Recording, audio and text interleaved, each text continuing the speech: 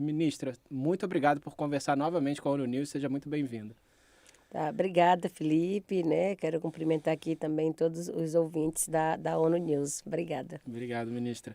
Bom, na abertura aqui do Fórum da ONU sobre Questões Indígenas, a senhora defendeu mais participação dos povos indígenas nas negociações ambientais. E o Brasil ele recebe no ano que vem a COP30, né, a principal conferência da ONU sobre mudança climática. Então, eu gostaria de perguntar, ministra, qual o envolvimento do Ministério dos Povos Indígenas nessa preparação, principalmente no sentido de garantir representatividade de jovens lideranças e de fomentar o que a senhora tem chamado de diplomacia indígena? Sim, nós estamos totalmente envolvidos, né, com a construção desse processo. O Ministério dos Povos Indígenas, né, tá com essa iniciativa de formação de jovens indígenas e é o que nós estamos chamando de diplomatas indígenas, para que possam fazer uma incidência direta com os negociadores, né, no momento ali das tomadas de decisões. Acho que é muito importante essa orientação, né, esse olhar dos povos indígenas. Estamos pautando que demarcação de territórios possam fazer parte também dos acordos, né, dos textos oficiais, como parte dessa solução para a crise climática. Né? Estamos agora também com a criação de um comitê internacional que, né, tenha ali a representação das instâncias já constituídas de povos indígenas, como o Caucus, né, que é no âmbito da COP, a Plataforma de Povos Indígenas e Comunidades Locais, né, o Fórum Permanente aqui das Nações Unidas para Questões Indígenas, né, possa ter também sua representação, movimentos indígenas, né, mais globais, e o Brasil liderando esse processo. Então, é um momento da gente juntar todas essas diversidades de povos, né, culturas indígenas, para que a gente possa nos fortalecer conjuntamente ali. Esse posicionamento dos indígenas, né, como guardiões da Mãe Terra, como maiores protetores da biodiversidade, como maiores guardiões das áreas de floresta em pé, né? Então, nós vamos aproveitar, né, esse ano de 2024 e 2025 para preparar esse caminho até a COP30. Estamos defendendo, né, que seja a COP da floresta com a maior e melhor participação indígena. E do ponto de vista dos povos indígenas, ministra, qual seria a maior vitória no resultado final da COP30?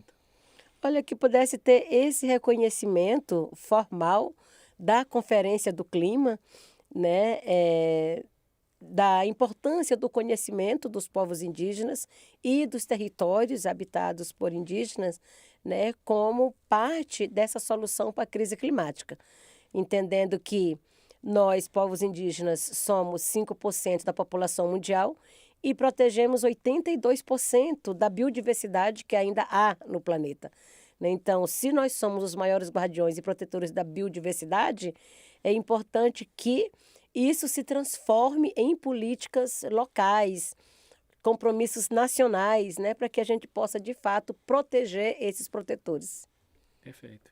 E, ministra, falando de discussões sobre o clima, né, hoje um dos temas centrais é a transição energética, que inclusive foi um tema que a senhora também abordou no seu discurso aqui no Fórum da ONU de Questões Indígenas. E segundo o Programa da ONU de Meio Ambiente, vai ser necessário pelo menos 3 bilhões de toneladas de minerais para impulsionar, de fato, a energia solar, eólica e tudo. Mas, como a senhora também colocou no discurso, muitos desses minerais, mais da metade, estão em territórios dentro ou próximo de territórios indígenas, né? Então, isso já é uma preocupação que a ONU tem sinalizado de que muitos projetos de mineração não estão respeitando os direitos desses povos originários, dessas populações. Como é que esse dilema está já se materializando no Brasil? Em que territórios, em torno de que minerais? E como é que é possível criar soluções sustentáveis para que os povos indígenas sejam protagonistas da transição energética e não sofram novamente violações? É sempre uma preocupação, né? Porque os grandes líderes mundiais estão discutindo a necessidade, né, e as medidas para fazer essa transição, mas não se está havendo muita adesão, né, em ceder, em abrir mão de determinadas explorações. O Brasil tem discutido muito para fazer essa transição energética.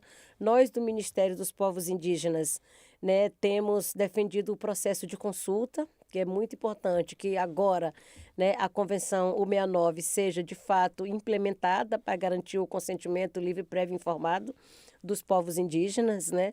E estamos trabalhando para que se crie, né, para que o Brasil crie um mecanismo de instrução normativa, né, para que possa reconhecer e, e respeitar esses protocolos que são realizados, né, pelos próprios indígenas.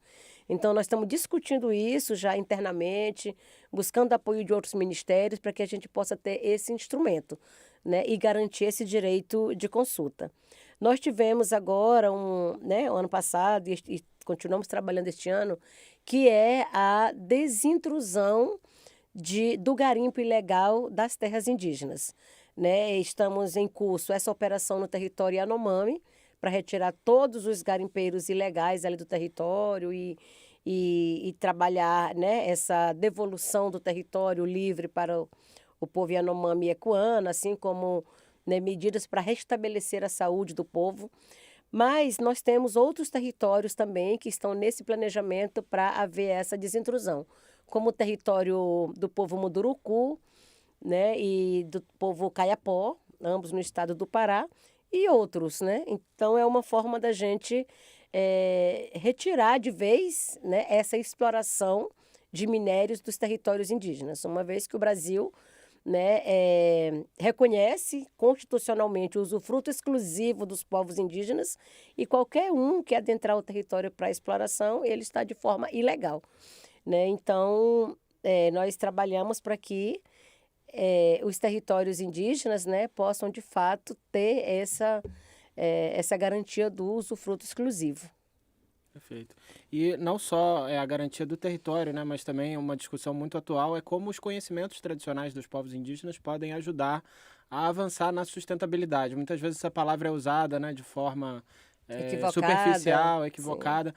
Então, no ponto de vista dos povos indígenas, não só no tema da mineração, mas o que seria uma bioeconomia sustentável? Realmente a exploração, digamos assim, desses territórios, mas de uma maneira que respeite a natureza. Como é que o mundo pode aprender com os povos indígenas a aplicar uma sustentabilidade real? Então, é uma grande batalha, né? Que as pessoas mudem os seus conceitos, né, e entender de fato que a floresta em pé vale muito mais do que uma floresta morta, né? E é importante entender que as iniciativas indígenas são resultados de uso sustentável, de fato, que respeita a natureza, que demonstra uma relação, né, menos predatória, né? E é preciso valorizar esses produtos. Né? Nós temos visto muitas utilizações dos conceitos da sustentabilidade, né, da bioeconomia, utilizado de fato assim, né, de forma que coloca preço, que está sempre colocando, né, ali né, uma forma de financeira, né, para esses produtos. E o que nós defendemos é que essas coisas elas têm valores, né, também, para além dos preços. Então, os indígenas produzem muitos, tanto produtos alimentares como, né, objetos e próprias pequenas empresas indígenas que beneficiam, né, como o açaí, o guaraná, a pimenta, né? E é muito importante que esses produtos sejam valorizados, sejam reconhecidos, valorizados como produtos da sociobiodiversidade. Né? Então, não se pode pensar uma economia, uma geração de renda somente a partir de monoculturas, né? Ou somente a partir de uma forma ali de geração de renda. Né? É importante valorizar essa diversidade também desses produtos, que é que os indígenas já fazem há muito tempo e agora isso precisa estar também nessa conta, né? Dos comportamentos adequados para que se possa conter a crise climática. Claro. E falando em crise climática, o Brasil, assim como outros países do mundo, né, tem que apresentar no ano que vem, 2025, uma versão revisada das contribuições nacionalmente determinadas, né, que são as metas climáticas que cada país tem que apresentar em alinhamento com o Acordo de Paris, né, sobre o clima. E o Ministério dos Povos Indígenas faz parte do comitê interministerial que está justamente fazendo essa revisão. Então, como é que a contribuição que tem sido feita a partir da vivência dos povos indígenas para que o Brasil tenha metas realmente mais ambiciosas e tenha essa liderança internacional? Então, nós estamos trabalhando para que o Acordo de Paris seja implementado, né, efetivamente já há algum tempo. E agora, com o Ministério dos Povos Indígenas fazendo parte diretamente do comitê, nós continuamos defendendo que é preciso incluir a regularização fundiária, né, dos territórios indígenas como parte das medidas para o alcance das metas apresentadas pelo Brasil. Né? O presidente Lula está muito comprometido em zerar o desmatamento ilegal no Brasil até 2030. Estamos trabalhando para isso, né? de proteger os territórios indígenas, as unidades de conservação, né? Todas as áreas públicas, fazer a destinação dessas áreas públicas, né? Que ainda não estão destinadas. E o alcance dessa meta não será possível se não incluir a demarcação das terras indígenas. Né? É uma conta que já está dada, que já está feita. E como o Brasil tem um passivo muito grande de territórios ainda a serem reconhecidos, nós estamos com esse planejamento, né, de avançar com a demarcação das terras indígenas para o alcance, né, da meta de redução do desmatamento, a proteção desses territórios com a desintrusão, retirada desses invasores, né, para que a gente possa reduzir esse desmatamento. E um exemplo concreto com a desintrusão do território indígena Pitereua, no estado do Pará, que concluiu este ano, né, nós conseguimos, né, ali uma grande proeza de transformar a terra indígena mais desmatada do Brasil, que era a Pitereua, né, nos 6 anos, né, do governo anterior, para hoje, né, ser a terra indígena que zerou o desmatamento, né, com a retirada de 2.000 pessoas que moravam ali, né, de forma ilegal, e 60.000 cabeças de gado criado ilegalmente no território indígena. Então, isso fez com que a terra indígena pudesse, né, zerar o desmatamento. Da mesma forma, já temos esse comparativo no território Yanomami, né, de 10.000 hectares, né, que estava aí no auge do garimpo, para agora menos de 200 hectares. Né? Então, não tem como, né, ignorar, não tem como hoje a gente não trazer a proteção desses territórios, né, como parte dessas medidas para o alcance das metas propostas pelo Brasil. Ok. E, ministra, para a gente concluir, esse ano a ONU está trazendo como um dos eventos centrais na Assembleia Geral a Cúpula do Futuro, que é basicamente um esforço para tentar reforçar o compromisso com as gerações futuras e com um planeta que seja habitável para as gerações futuras. A senhora colocou ali no discurso que deseja que o mundo não caminhe mais sem o conhecimento e a participação dos povos indígenas. Qual é o seu recado final, assim, para gerações futuras, para essa preocupação com a preservação do planeta? O que a senhora gostaria de colocar além do que já foi falado aqui? É que a gente não tem mais muito tempo, né? E por mais que já houve tantos acordos internacionais, tantos acordos nas convenções, mas nós não estamos conseguindo muitos avanços, né? O mundo não está conseguindo muitas mudanças. E nós estamos aí há pouquíssimo tempo de chegar ao ponto de não retorno, né? E nós precisamos realmente impedir isso, né? E a forma de impedir é realmente a consciência das pessoas, né? Que possam mudar suas posturas, as formas de consumo, né? Aprender com os povos indígenas a ter uma relação mais respeitosa com a natureza, né? Entender que os modos de vidas preservados, né, ali garantem também essa proteção, né? Se 82% da biodiversidade no mundo está nos territórios indígenas, significa então que se os direitos indígenas estão ameaçados, essa biodiversidade também está ameaçada. e nós não podemos ter vida no planeta se não há uma biodiversidade viva, né?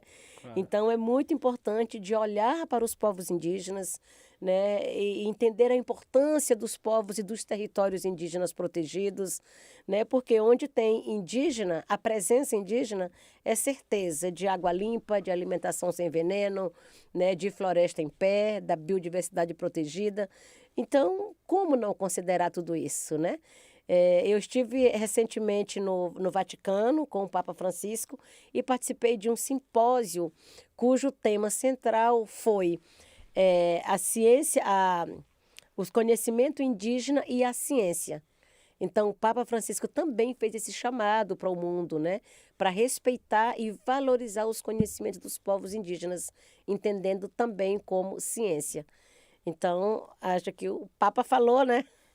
É. Estamos também aqui com esse chamado, né? Que o momento é de realmente o mundo adquirir uma nova consciência política, ecológica, global, para que a gente possa, de fato, evitar, né, que a temperatura se ultrapasse a 1,5 graus, né? Porque senão, né, se a gente não mudar agora, nós teremos todo o nosso futuro comprometido.